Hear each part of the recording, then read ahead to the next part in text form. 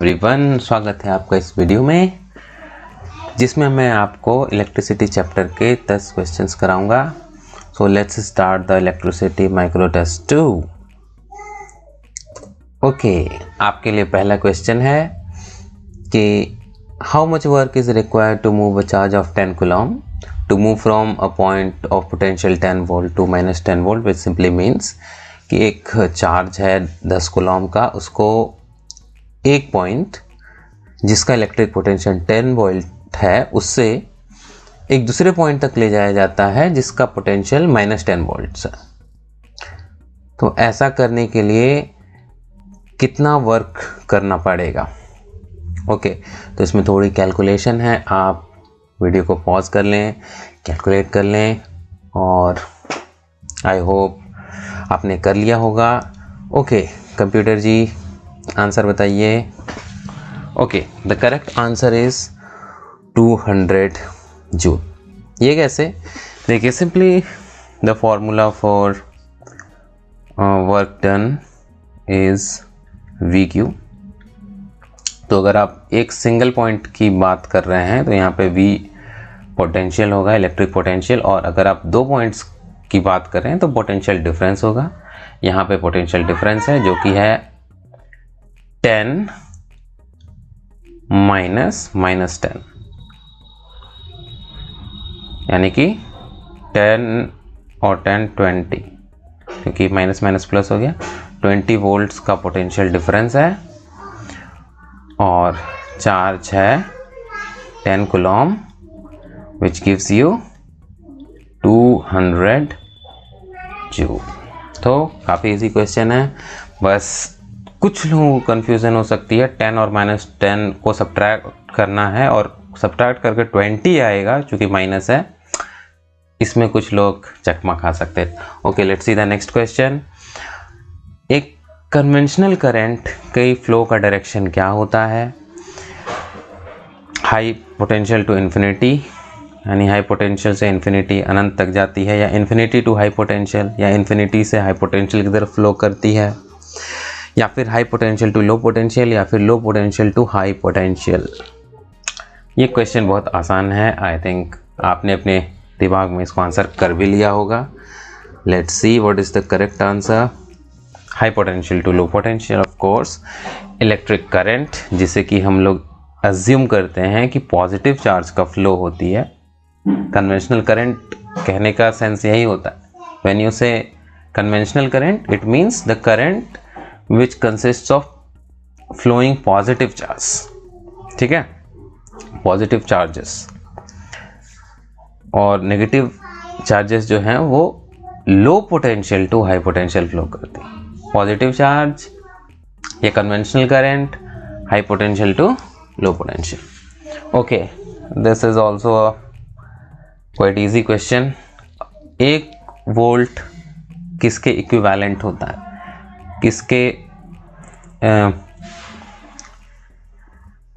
1 volt, और इसमें से कौन, ऑप्शंस में से कौन है जो सेम है 1 वोल्ट के? 1 ओम, या फिर 1 एम्पियर, या फिर 1 जूल सेकेंड, या फिर 1 जूल पर कूलम।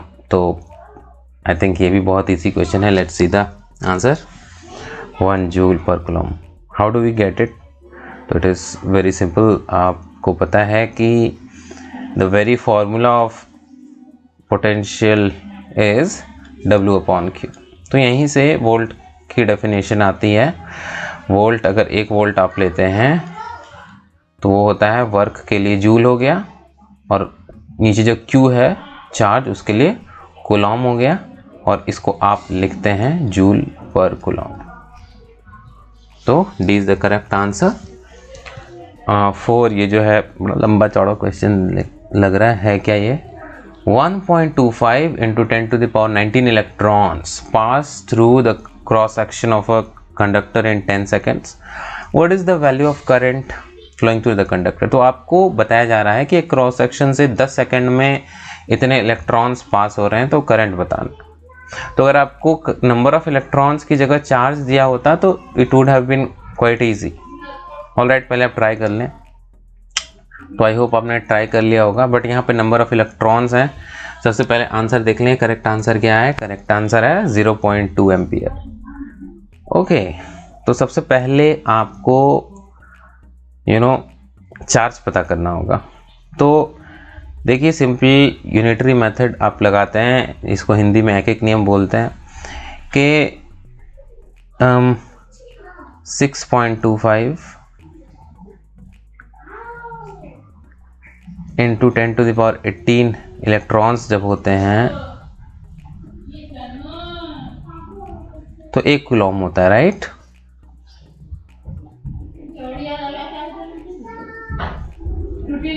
तो आपको अगर इतने इलेक्ट्रॉन दिए हुए हैं 1.25 इंटू 10⁻19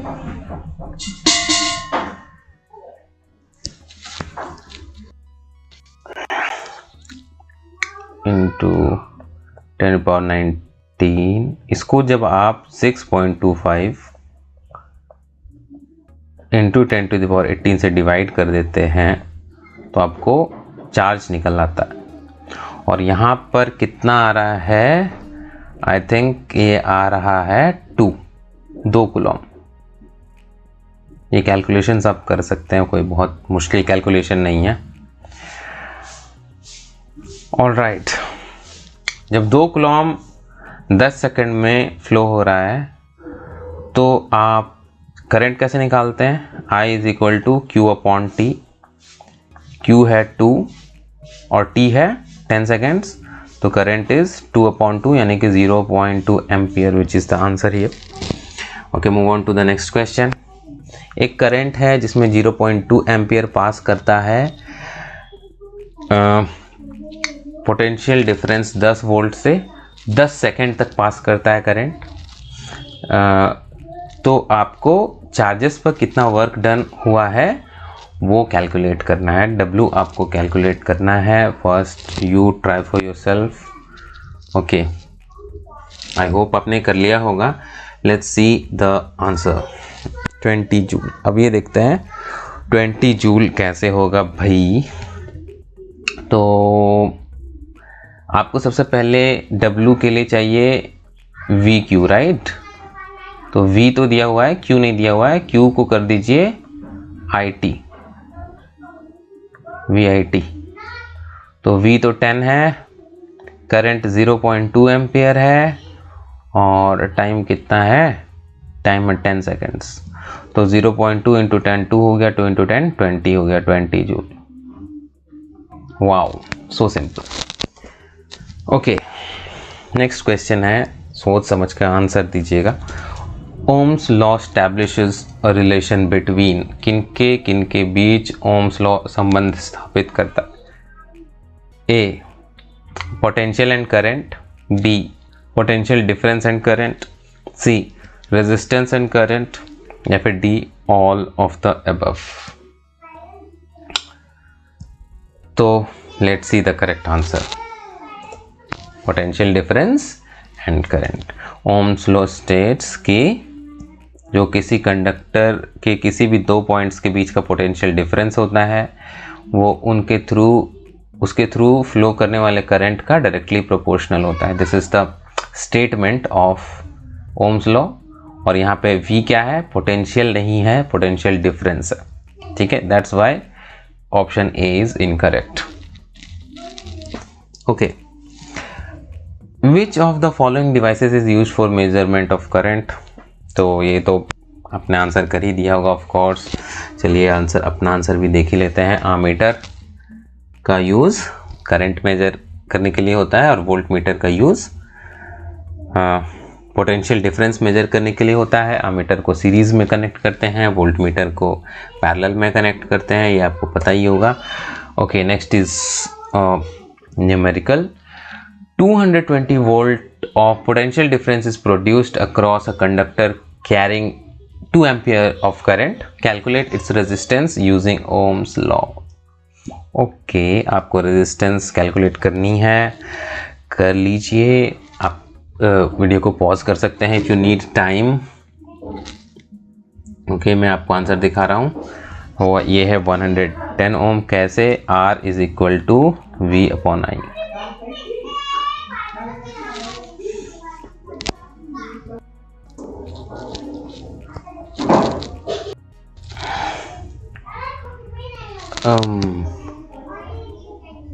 व्हाट इज दिस? तो R is equal to V upon I. V कितना है 220, I कितना है 2 एम्पियर, और आपको आंसर मिलता है 110 ohm is the correct answer. The 9th question is 10 coulomb of charge जो है वो एक पोटेंशियल डिफरेंस 10 वोल्ट वाले कंडक्टर से पास करता है 10 सेकेंड में। तो आपको बताना है कि रेजिस्टेंस कितना है कंडक्टर का। आपको चाहिए formula R is equal to V upon I. V आपके पास ऑलरेडी है ना, I चाहिए आपको, तो I is equal to Q upon T। Q है 10 कूलम, T भी 10 सेकेंड है, तो आपको I मिल जाता है 1, और V है 10 वोल्ट और I 1 आ गया, तो आपको रेजिस्टेंस मिलता है 10 ओम का। ओके सॉरी, मैं इसमें आंसर पहले दिखाना भूल गया। The resistance of a conductor, ये आपको बताना है कि टेम्परेचर बढ़ाने से बढ़ता है या फिर लेंथ का डायरेक्टली प्रोपोर्शनल होता है, या फिर एरिया ऑफ क्रॉस सेक्शन का इन्वर्सली प्रोपोर्शनल होता है, या फिर सभी ट्रू हैं। तो प्लीज़ आंसर क्विकली। ओके, आपने कर दिया होगा क्योंकि बहुत आसान क्वेश्चन है ये। ऑल आर ट्रू, तो आपको बताने की ज़रूरत नहीं है, आप समझ गए होंगे कि टेम्परेचर जो कंडक्टर का है वो टेम्परेचर बढ़ाने से बढ़ता है, लेंथ बढ़ाने से बढ़ता है, एरिया ऑफ क्रॉस सेक्शन को यानी कंडक्टर की मोटाई को बढ़ाने से घटता है। तो this is all for today, thanks for watching.